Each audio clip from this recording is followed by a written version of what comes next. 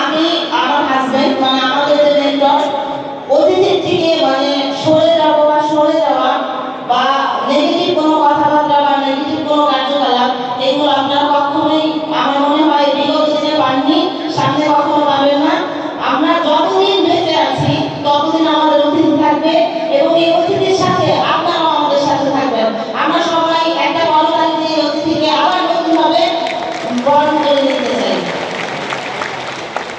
আজকের এই অতিথি সেই অতিথি যেটা শুরু হয়েছিল আরো গত 5 বছর আগে, যেখানে আমরা হাতে গোনা মাত্র 5 জন লোক ছিলাম। সেটা আমি আগেও বলে আসছি, আমার শ্রদ্ধেয় বাবা সমতুল্য আমার শ্রদ্ধেয় বড় ভাই সোহাগ ভাই এবং সর্বকনিষ্ঠ, আমি সকালের যে ছেলেটার কথা বলে গিয়েছি তন্ময়, ওর কথা না বললে নয়, ও ছিল আমাদের সর্বকনিষ্ঠ। মানে বসা মারতো অফিসে যে 4-5 জন লোক আমরা কি করবো। এখন সেই তন্ময়কে ফোন দিলে আমি বলি, তন্ময় ভাই ভাত খাইছো? বলে না ম্যাডাম, এখন তো রাত্রে 8টা বেজে গেছে, তোমার লাঞ্চ করার কিন্তু টাইম পেলাম না। সেই তন্ময় আমি হয়তো কোনো একটা কারণে আমরা তাকে 2 মাসের স্যালারি দিতে পারিনি, তো একদিন তন্ময় আমাদের রুমে আসলো। আমি বললাম ভাই তুমি কি আমাদের ছেড়ে